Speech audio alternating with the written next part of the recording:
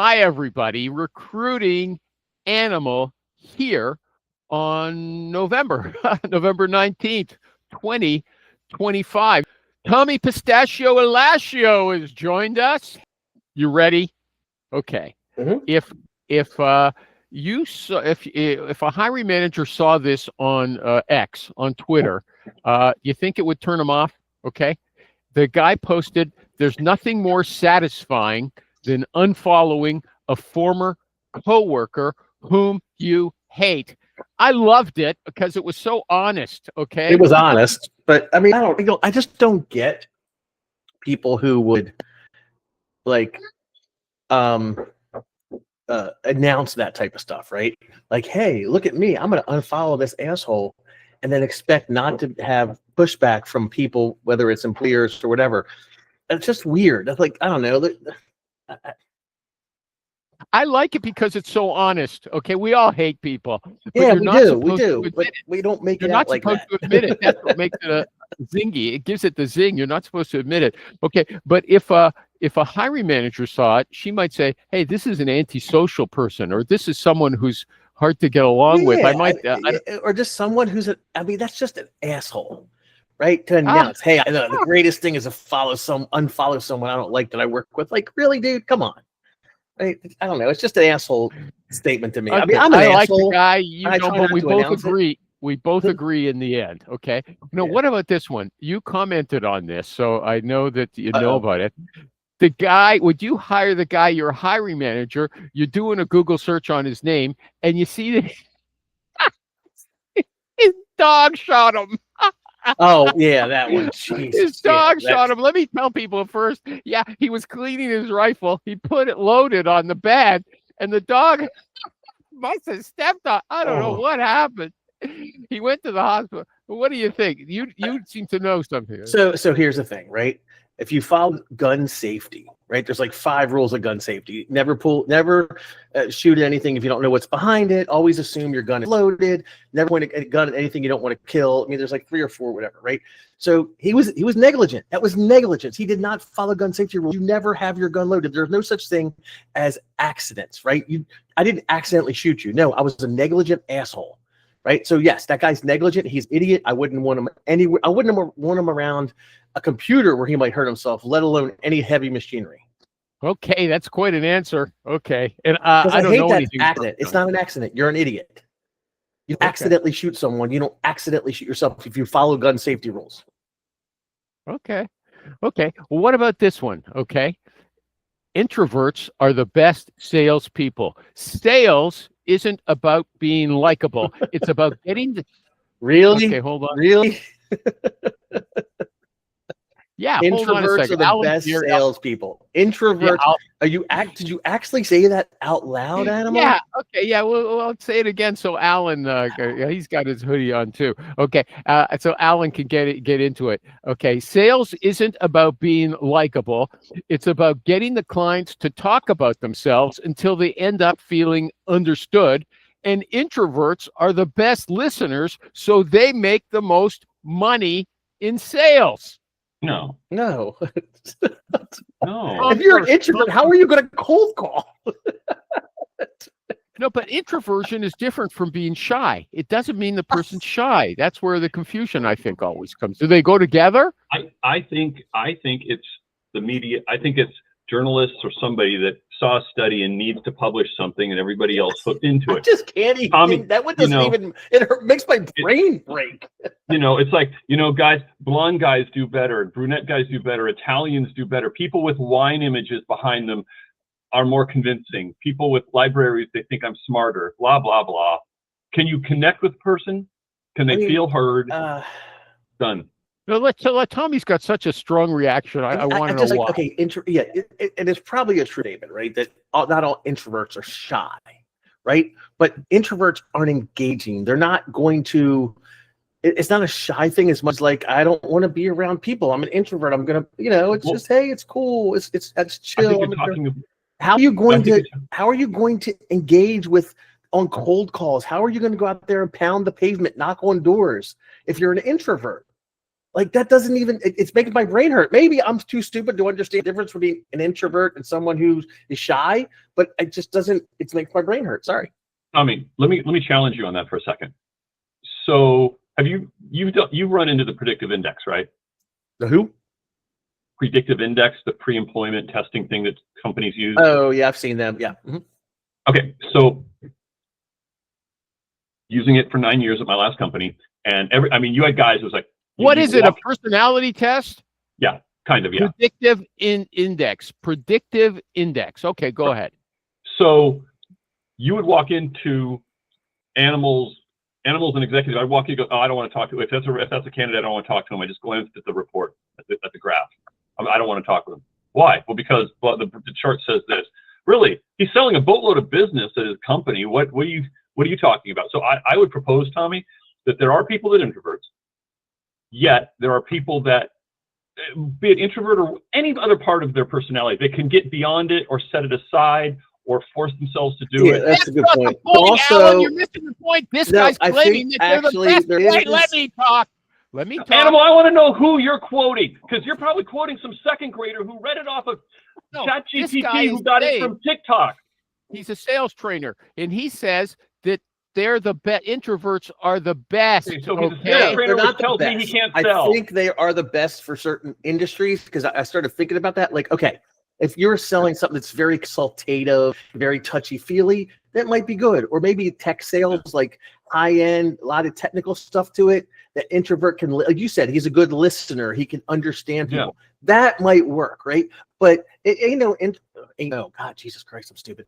An introvert's not going to go out there. I see that. That's a good trait for a tech support person who goes out with the sales rep, does a lot of listening. Okay, yes, there you go. I agree with you.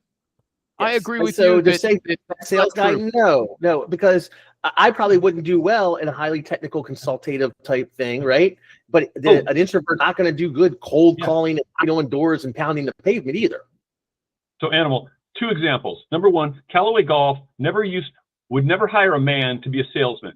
They always hired women. Smart. One of the reasons is because they listen. Now, when Tommy mentions high-end, high-tech sales, so big Cisco, big Oracle, you know what they do? They don't send in Animal. They send in Animal, the sales guy, account manager, and they send in Tommy, the tech genius. And what they do is, as the client is saying, hey, can the product do this? Animal, the sales guy, hey, yeah, boy, it can do it. Tommy isn't saying anything, but he's kicking you under the table. And he's like, well, guys, I really don't think that we could, blah, blah, blah. It's a tag team thing. It depends. It's like sending an engineer out on a sales call in construction, right? They can answer questions.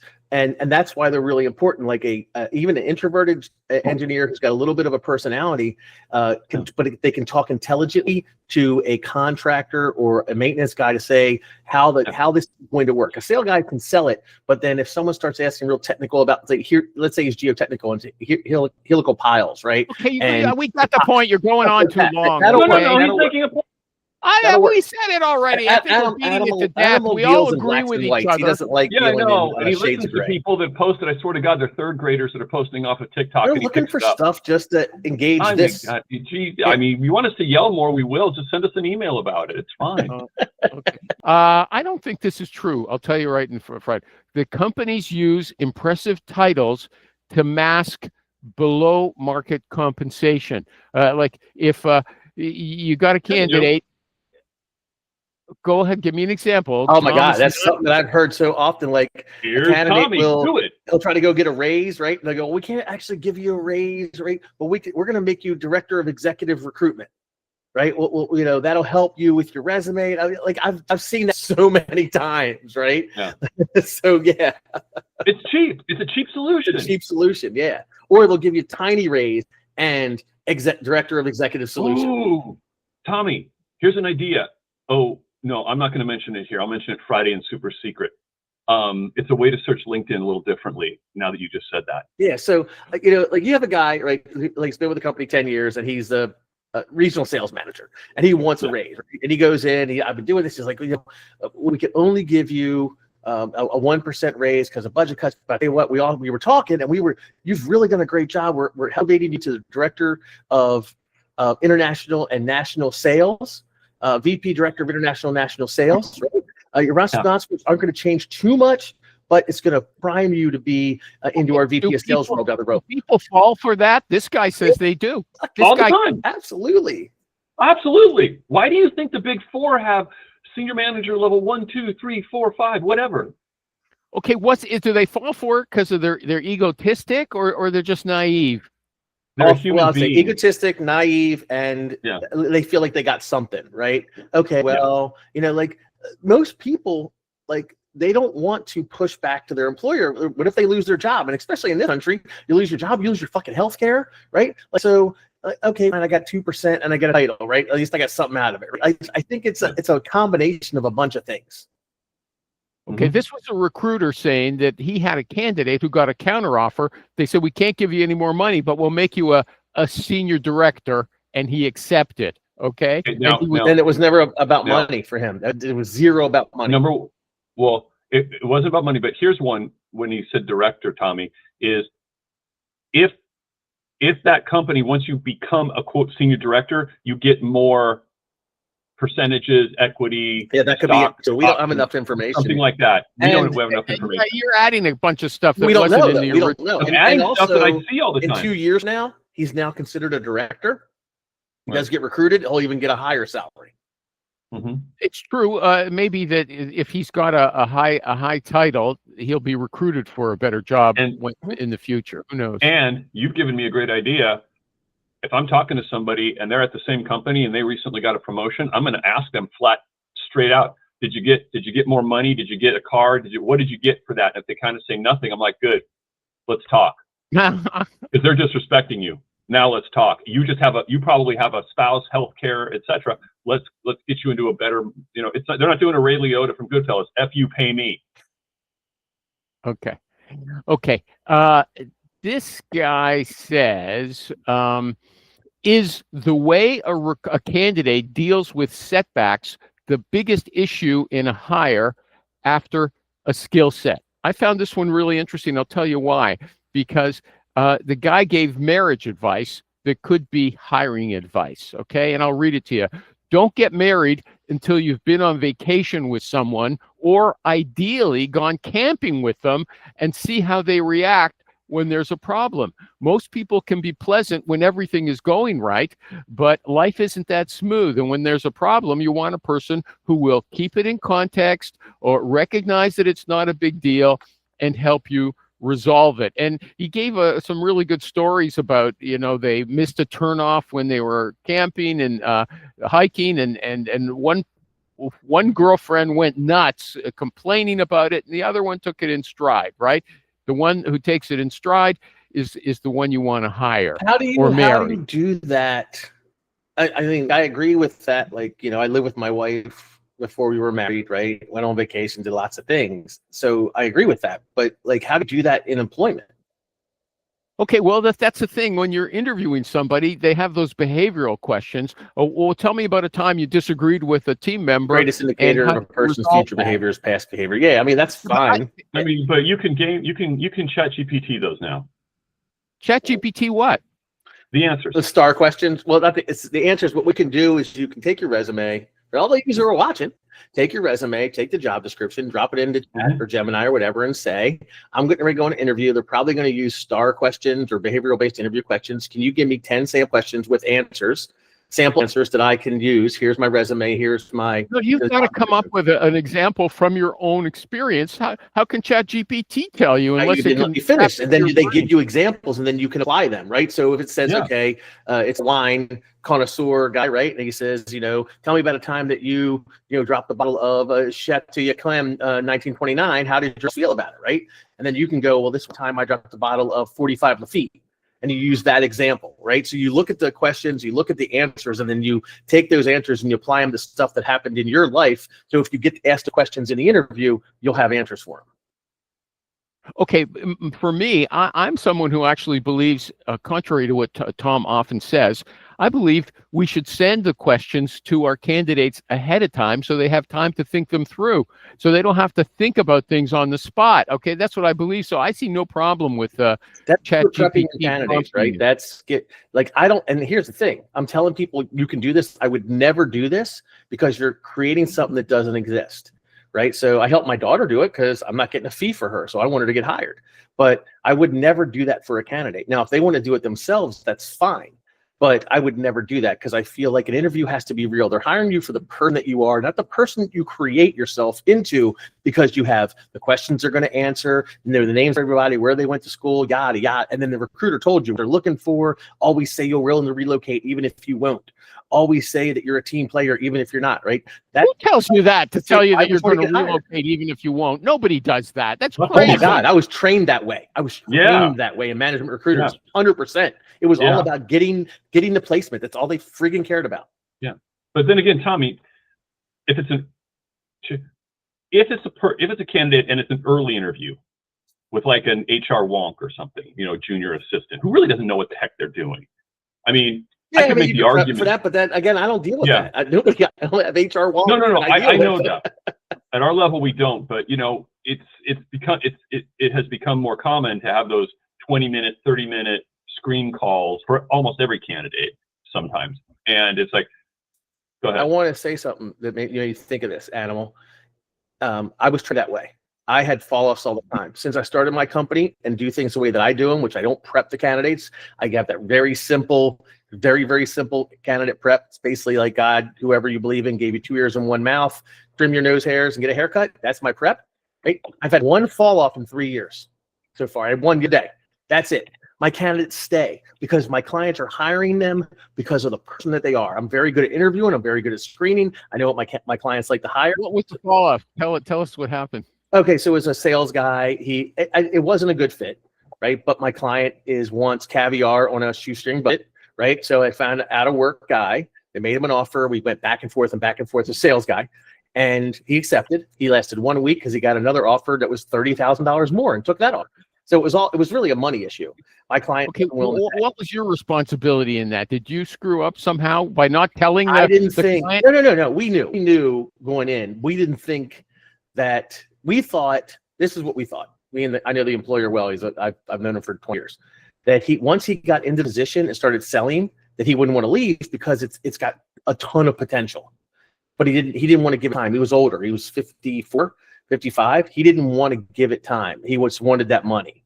And we didn't think that he would get an offer that quick. We figured 6 months in, he would start selling. He wouldn't want to leave. I thought he might make it a year if he didn't sell. If he did sell, he wouldn't leave because they gave him uncapped commissions. They gave him the entire New England territory. Yeah. And We don't need everything 1.5%. else. So yeah, I see a problem there that maybe you screwed up by giving them somebody. Yeah. But maybe it They was were iffy. desperate. Desperate. And hold on, did you warn the client that it was iffy? Yeah. We talked about it. And he said, I'm going to go. I said, I go, here's your problem. Your benefits are horrible. We have to find somebody who doesn't need benefits, and we have to find somebody out of work or a junior guy. And I found him an out of work rock star, right? Not rock star, but an out of work experienced guy with whose wife worked for the city who had great benefits. So it was a fit that way. And if by chance he would have had longer to stay, not got another offer, then it might have worked out. Oh yeah. If he had a chance to actually get into the it wasn't a distributors. disaster from the word go necessarily. No, not at all. Not at all. Not a disaster. Alan, you want to criticize Tom, or do you want to say, hey, I made a lot of mistakes, right? And my clients should have hired a guy, but they were desperate. They can't afford. But I mean, they got to change some things, and he's trying. He's not the owner of the company, and the owner is old. So who knows? We'll see what happens with the next guy. Yeah. Okay. But only fall off in years. And let me say that I still agree that, if they ask you these behavioral questions, you don't necessarily come up with, good answers on the spur of the moment. It might take some time to think of a relevant situation. It's not so much a good answer, Animal. If you were in a position, and Alan. Oh, hold on. How can it spoil something? Let's talk about the one that we're talking about. Okay, you tell me about a time you had a disagreement with somebody on the team. And you were, how did you deal with that? Let's say it's something that really my old firm. Yeah. So at my old firm, not you necessarily, the candidate. How could it go wrong? Why wouldn't you want to do that? Let them think about it in advance. Because if they are a professional, right, and they are in an industry, construction, whatever it is, and they have a proven track record, then the questions that they're going to ask are things that have happened to this person.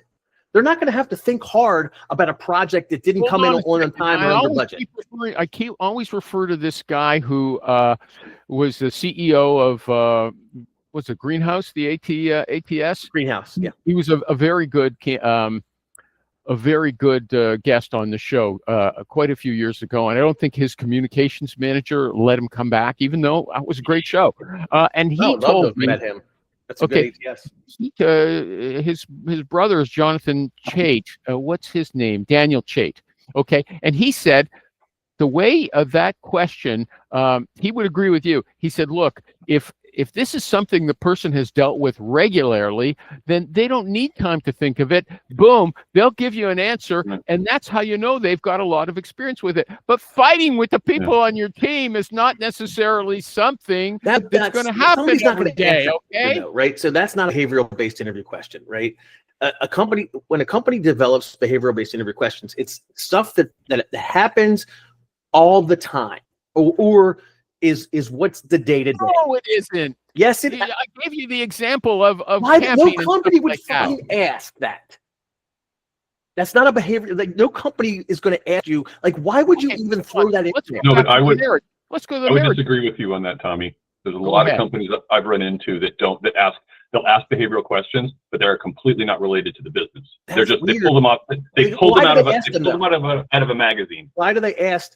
Unless there's lots of tension at the company where people don't get along, then maybe I guess. I don't know what Alan's talking about. What kind of questions are you talking about? What color your dog? What I call the Forbes or Fortune problem is, years ago at a bank when I did tech work, the big joke is the executive would come in and go, "Hey, are we trying VMware? Are we trying this? Are we doing that?" Well, that's a big, huge, expensive thing. Why do you want to do it? Well, I just saw this article in Forbes. We should look at this. And now these guys go off on a tangent for 30, 60, 90 days, 6 months doing this evaluation. And in the end, they're like, okay, boss, this is going to cost $2 million a year and then hire 3 people. Okay, done.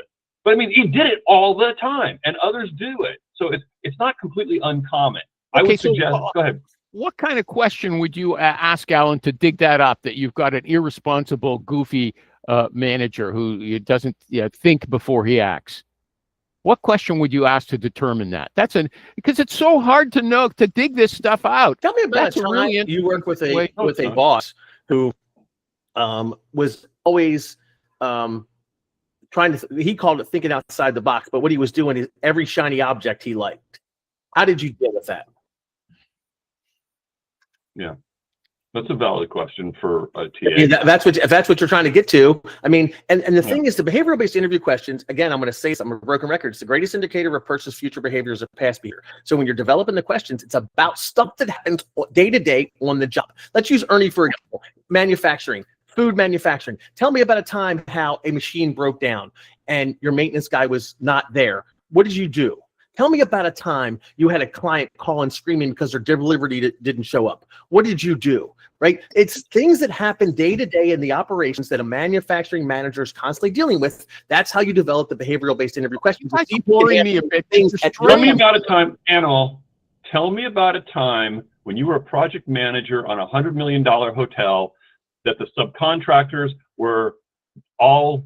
You have a subcontractor that is falling behind on putting in the drywall. What did you do and how did you do it to get him back on track?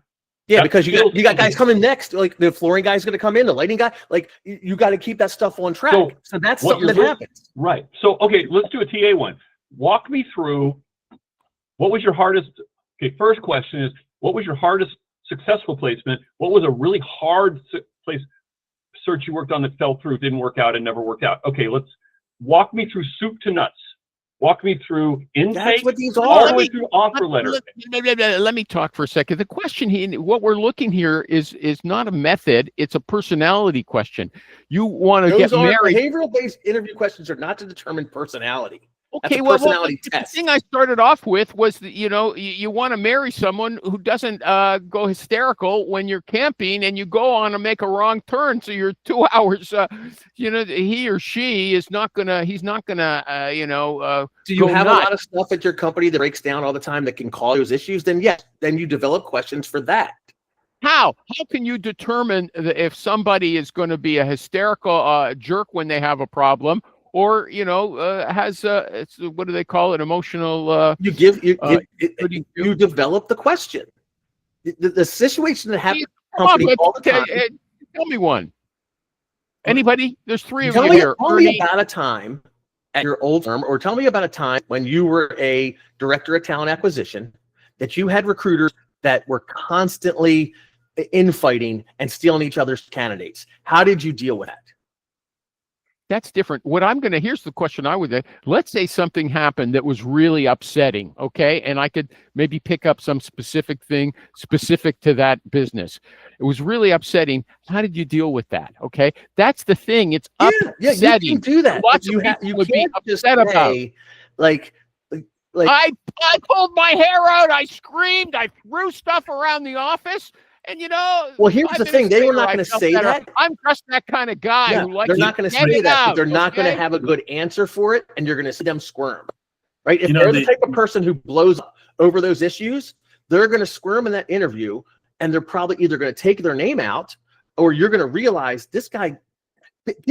Sometimes people can't answer those questions, and that's why you make those questions. You don't give them the questions so they think up answers. You do those questions because you want to see if they've ever dealt with that, how they dealt with it. If this guy blows up every time another talent acquisition person steals people's things, he's going to squirm on that because he's not going to have a good answer of how he deals with it.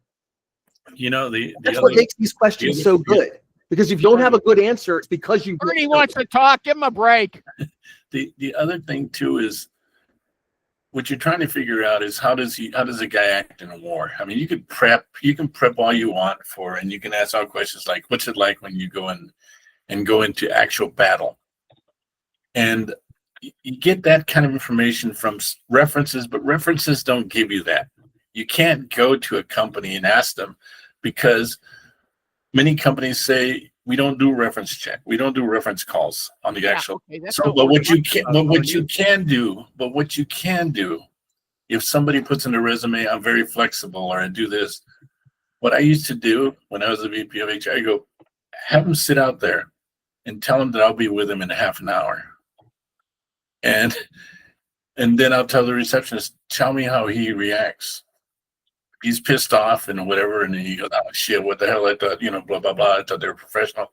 Then he probably isn't the guy I wanted for the job, because in the food manufacturing, shit changes every few minutes, and you have to adjust. Hold on a second, Ernie. I don't know first of all, I don't know if it's fair, but hey, wait. No, we're not talking about what's fair. We're We're talking about what I want. Then I got 90 days to figure out whether this guy can shoot the ball and make baskets. If not, then I cut him. But that's usually you go through the experience of dealing with him. You go through what you've looked at in the past. And don't give me no faces, and don't give me the answer. Give me any hand gestures. I'm just telling you the way it is. It's a process. I don't get, and the animal wants me to give all the behavioral-based interview questions to the candidate 3 days before so we can think up answers. That defeats the purpose of the behavioral-based interview questions. But I've got a different question now. I'm asking, how can you tell if someone's going to blow up and have a fit when there's a problem? I told you, if you can't. You see them squirming. Yes, if they can't answer it properly, they won't be able to answer it properly if that's something that really grinds their gears. Is there a way you can ask that in the? Okay, so Tom gave it. Ernie, is there a way you could determine that in the interview, as opposed to giving him a dirtbag interview, saying, "See how he deals with the secretary when he's not getting what he wants." But I mean, the thing is, you end up when you're talking to him, you're never going to get a right answer, because it's always like the first date. That's the interview. But then the second part of it is the people doing the interview half the time don't know how to interview. And then nowadays what we do is, it used to be in the old days where you had 3 people interviewing them. The president, the owner, the whatever, and then they interview them and say, okay, you got the job. Now they have like freaking 20 people interviewing them, including the people they're going to report to. And everybody does the interview when you're just starting out and you're brand new. You start out thinking, and if you got no instructions, you start out thinking, I got to interview him and I got to find fault in him. And that's what they end up doing. And then they say, well, we don't like him because You were going off on a tangent. I'll just Hey, close Animal, this you know, off. in our company, we often have a lot of I wanna extremely focus on something, upset okay? It's that, candidates. is there any way that you can determine in an interview? I like what Ernie said about this is like a first date where they're showing you the phony nice side of themselves. Is there any way you can determine if the person is temperamental? Okay, so when things go wrong, they're going to be really unpleasant to be around. Alan, I'll ask you first, yes or no? Can you Sounds good. determine That- in an interview if someone is temperamental? So when something goes wrong, they're going to be very unpleasant to be with. Or if they, hey, yeah, this isn't what we want. Let's see if we can fix it. Okay, and they're okay. I talked with them long enough. I can probably get a beat on that. Yeah, how? I talked with them long enough. I asked, they start out saying, I'm doing good at my company, this and that. 20 minutes later, like, I really hate my company and I did the blah, blah, blah, and this and that. And No, they start getting different. agitated. I can When tell. you get them to say, yes, I'm really temperamental and I No, like to they're throw not going to. Why? If they say, yeah, I'm temperamental, I mean, unless they're a stock trader, they're not going to You say know that. There are people who like to just say, look, I like to vent when I get upset for 5 minutes and then I'm okay. Some people will tell you that, okay? If somebody told me, look, you know what, when I get into a situation of X, I'm civil and professional. When I get done, I go out to the car, I yell into a pillow, I I come drink back in, half I'm a fine. bottle. Okay, big deal. They know themselves. Whiskey. Put them on one of my projects. They'll be able to yell all they These want. guys, hey, everybody, these guys don't know the answer to that question, okay? Absolutely, I That's- do. the answer. Animal, you could just say to them very simply, at our organization, we deal with a lot of very difficult and upset, angry customers, and we have a staff that constantly flies off the handle. Describe a situation where you had to exercise a significant amount of self-control. How did you manage your emotions and what was the result? Yeah. But the other thing, it really depends on the culture of the company. Yeah, you got to Yeah, explain no that to them, then kidding. explain to them why you're asking that question. Or Because you got to explain it to them. If I'm in the interview and I say a joke and the guy just sitting there like this, I'm going, okay, this guy is not going to fit in. Yeah. And or if everything to him is a joke and I'm very serious, he's not going to fit in, because half of it is, can I get along with you? Do I want to spend time talking to you? Because if I don't want to spend time talking to you and I hate your guts right now, then I ain't going to hire you. I also don't get like what you're asking a question, and if a company has those problems, right, where they're hiring someone to deal with constant explosions, constant chaos, they're going to tell the candidate that, right? And if a candidate can't deal with that, they're either going to ixnay out of the interview, or when they do get to the behavioral-based interview question, they're not going to be able to answer it. I don't know what you want to answer to. Okay, you guys, look, every band has problems with personnel. They say, I'm not getting paid as much as someone else. Or, he says, I'm writing the songs, I should get more. So every group of people has friction. How do you deal with There's friction? friction, and then there's explosions. And you're not asking about explode. friction. Some people explode. But it's My a father choice. had a bad temper. I don't know if my mother knew that before she got married. Okay. But Animal, it's a choice. It's just like a marriage. You're making a choice to stay married, and whatever it takes to stay married. You're choosing to stay at the company and do your job as best as you can and act accordingly. And if you're sitting there going, I can't do that, then what are we talking about? It's academic here. Now, let's I mean, move You on. know, Okay. what the hell does it matter? Because yeah. you're only going to stay at the company 2, maybe 3 years max before they let you go. Yeah, These days, that's a long time to be working with someone who's obnoxious. Yeah, but okay? that's But again, if you know See, that you're going to hide that they're not obnoxious. That's what I don't get about this question. Right? I don't get that. Like what are you trying to drag out of this person? I got to tell you, I like everybody who comes to this show regularly, okay? But I don't like everybody in general. I don't like And that's- everybody you in don't general, treat them okay? like crap. as my Or if you do, my and you look wife- my wife- very side-eye. as and my that's wife as my wife would tell the kids, I love you, but I don't like you right now. Uh-huh. I've heard that one What do you many mean, a time. mommy? And when I Okay, talk, Next question. Next question. it's related. Is discussing one's personal life good or bad in an interview? And this is a quote. The person we hired didn't talk much about his personal life, and when he did, he quickly went back to discussing the job, the company, or the industry. It was so refreshing compared to learning about other candidates' divorces or daycare plans or their dumb ex. Well, it's Wife. real. I had a company not hire a guy because he couldn't talk about anything but work. He wouldn't divulge anything personal about himself, his family, anything. And they said, we're a family around here. Yeah, we're a corporation, but we expected a little bit of like, hey, what do you like to do for fun? And when I talked to the candidate, he's like, well, I worked at Butler and everyone was straight-laced Brooks Brothers suit, never talked about your personal life. So that's why I didn't talk about it in the interview. So yeah, that can happen. It just goes by company to company. Okay, I knew right away you wouldn't say that it was a good idea because you like to talk about the people's personal lives, right? Mhm. Yeah. Okay. Is there anybody else agreeing with this person? I don't want to hear about their personal life. And I Depends like on the company. It's really hard these days to hide that you're a serial killer. And Well, no, it's not. It depends on find the you. company. If the They'll company find you. is wants find you. to talk about themselves, they're going to hire people like that, right? If the company only wants robots in Brooks Brothers suits, they're going to hire people like that. I don't get that.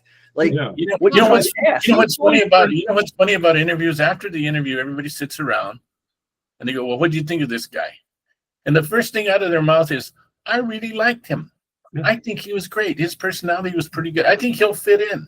Yeah. Nobody says, they don't talk about, I'm the CFO. I thought his financial stuff was this and this, and I thought this is where he was, or HR wise, this is his problem. But it all goes to Yeah. Can I have lunch? Yeah. emotional feelings. Can I have lunch with this person? Cultural You fit is so friggin' important, and nobody Yeah. wants to admit that. Now, I will say, for certain jobs, it doesn't matter, right? If you're talking about a programmer who you want someone who knows C++ and sit in a box all day and design, and you don't care if he's outgoing, a complete moron, whatever, it doesn't matter, right? But for most companies, people hire people like themselves. Let me ask you a question. Does a good-looking person have a better chance of getting a job? Absolutely. I don't think so. Absolutely. No. Absolutely. Okay. When an ugly person smiles at you at the bank, you're like, ugh. If a good-looking person smiles at you, you're like, hey, what's up? Well, I mean, look that's- in any business, any business magazine, the people who are Harold. celebrated, they're not all good looking. Jeff Bezos is not great looking. It's an inverse Okay. Did relationship. everything in his power to you know? make himself good-looking. Yeah. So did Oh, Elon Musk. So did what's his name? Yeah, they all look what Elon Musk did. He got hair fucking plugs, right? Make himself good looking. Common, my friend got it too. But let me You know? come back. Hold on. Tom said something that I don't think is right. You say, "Oh, it depends on the culture of the company." The person going into the interview doesn't know if the company's they like to discuss personal life or not. So And the okay, company will say that. They'll say, "So, tell me about what do you do for fun?" okay, if you're not asked a direct question about something in your personal life, stay away from Yes, it. If God that- gave you 2 ears and 1 mouth, so you talk half much as you listen. That's I why. think if you were interviewing somebody and he didn't initiate on his own or her own some kind of information about their personal life, you wouldn't like that. You like people who No. share- No. I bring it up. I'm the one who the way that my conversation starts is I go and I tell them about the job. And then once I tell them about the job, then I start, do you have any questions? Then if they don't have questions, tell me about what you're doing right now. Give me some examples of your projects. And then I'll start throwing little things in. Oh, hey, you went to Alabama. Ever go to those football games? Oh yeah, I go all the time, man. So are you a what big church fan? do you go to? What? What church do you go to? I actually said assalamu alaikum a guy yesterday because I wasn't sure if he was Muslim or not. And he went assalamu alaikum, right? Or no, alaikum salam, right back at me, right? And we started laughing. I said, yeah, my brother's married to a woman from Pakistan. He's Muslim too. And we started talking about that, right? So like I can pull stuff out of people and they just tell me stuff. Okay. Anybody else want in on that one again? Okay, we're getting near we're beating these to death. I gotta say. We? Oh, yeah, okay, not just me. Okay, you guys are going on about them a lot. Okay. Here's an odd one. Okay, this is really it's a really odd question. Okay, it's a real one. You place a candidate with your client. Okay, he was considering another job at the same time he was interviewing with your client, but he took your job. He Mhm. went with your client. A few years later, your client buys another company, and they discover that your candidate actually took a job with them as well. He's got 2 jobs, the one with Oh you, my God. the one with the other company. So they call you up and they say, we want to fire this guy. What do you think? Okay. Yeah, What it's would fire you him. advise? Fire Fucking him. It's fire over him. 90 days. Do you Well, know if he this was is doing a do you good know- job, what do you know difference this- does it make? But do you Yeah, know this is an because he's enormous lying. thing? This is a big thing these days. This happens regularly. And I don't blame a person for doing it. Especially the remote work guys. This guy Yeah, hired a let programmer him. in India to do all his programming for him, and he played video games the entire time, was making like $100,000 a year, and the programmer did all the work, and he would just transfer it. Did There's the a whole job Reddit group get about done? this. Did the job get done properly? Yes. That's all Yeah, you and should they care fired the guy about. for it too. Right. You know what's funny about work is that when you're on site, if you tell people you have to stay there 8 to 5, but if you do all your work, you can't say, "Well, I'm gonna leave because it's all done." And they go, "Oh no, there's more to do." Well, shit, you ain't telling me what to do, but it's all done. And if you get all the stuff done and you're ready to go home, they won't pay you the full hours. So a lot of times you just sort of hang around. It's so counterproductive. You know, and it comes back to just trust, and it really comes back to what are the other people going to think? Yeah. Life is Okay. fun. Yeah. Okay. Okay. Let me do the ads. Does anybody have an issue they want before I or think about it while I'm doing the ad? Now, these guys, you'll find all of them on Fridays at 12:30 p.m. Eastern time at the Recruiting Roundtable. It's Recruiting Roundtable, not Recruiter Roundtable. Which is it, Tommy? The Recruiter Roundtable. Oh, the Recruiter the- Roundtable. Like Ohio State. The Ohio State. It's the Recruiter Roundtable. Roundtable.com. Okay. Tommy's the boss. Ernie Moreno is one of the managers, and He's Alan the is a Godfather. regular I'm the attendee. consigliere. Yeah. Oh, no. The consigliere is the sidekick. Okay. He's Yeah, I'm the the sidekick. advisor. He's the legal Ernie's the representation. consigliere. No, Ernie is the Kelly is the Godfather. consigliere. Yeah. Okay. Okay. Godmother. Okay, but there's a special action here. Like Alan mentioned it. He said, I have something to share on the secret part of the show. Okay. After they finish their regular recorded part of the show, then they get on and they spill their guts about all the things we were just saying, the personal information or, We call or it concerns. secret double probation is what we call it from Okay. Animal House. Okay, so that's on Fridays, 12:30 p.m. The recruiterroundtable.com. The notes are in. Okay, the link is in the notes to this show. You know, so speaking of that, there is I was going to ask Kimi.com. It's an AI tool. KIMICOM. I saw people raving about it this week. Did anybody familiar? No. Kimi, KIMI.com. You're I raving just about- I'm you're raving demoing about Cluely. ReadyQ, which is a direct competitor to Cluely, on Monday. So Which I'm gonna one? give you some What's it it's called ReadyQ. It's like a Cluely competitor, but has more features, and it's web-based, not applicant-based. I would be shocked if something could get the kind of rating that you and Rich give to Cluely. I've never heard WhisperFlow such too. WhisperFlow has enthusiasm. changed my life. I'll probably never ever go back to piping or anything. WhisperFlow. And well, the other one you love is Whisper. WHISP. WhisperFlow. WhisperFlow. Okay. And geez, there was something else I was going to mention. Oh, and Alan, you're talking about Jarvie. You sent a note Yeah, about Jarvie's Jarvie. a great ATS. What, Alan? What? Jarvie's a CRM and an ATS combination. I'm demoing it, and you know, with the first day, I like it. It works the way I think. It seems to have a lot of functionality. And Tommy, I even think that process you described, you helped me with the other day with Jobin Cloud. You described the process to me about do this, then do this. Then wait. You know, You can do that in Jarvie. You can do that same exact thing. Yeah. So I mean, I can cut that expense out, Yep. and I can. Okay, so for the audience who's really not going to get to this part of the show, even if they listened, but it's how do you spell it? JARVI. Is that correct? Correct. Yeah. Jarvie.com or AI.ai? I think it's .ai or Just .tech. AI. Okay. Um, Okay, so that's an applicant tracking system. Now, I'll just mention that Rich raved about it as well, but he raves about everything and hates everything. Okay, isn't that true? Tell me I'm not lying. He loves them all and hates Jarvie.tech. them all. Jarvie.tech. Tech. He's married. Okay, so three he's that, married. that He's all of married us have to create. demoed: Jarvie, What? Standex, and Spot. Those are the three newest ATSs out there: Standex, Jarvie, and Spot, and they're all like AI-based, natural language stuff, integrated mailboxes with WhatsApp and LinkedIn and everything. They're all three really good. But in the meantime, you're still on Loxo. Mhm.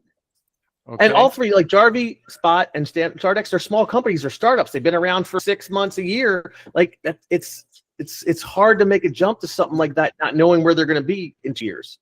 Yeah, that's a big issue. Although, is there a benefit to getting into an ATS early? Is there a financial benefit? Or? Well, yeah, because I have my.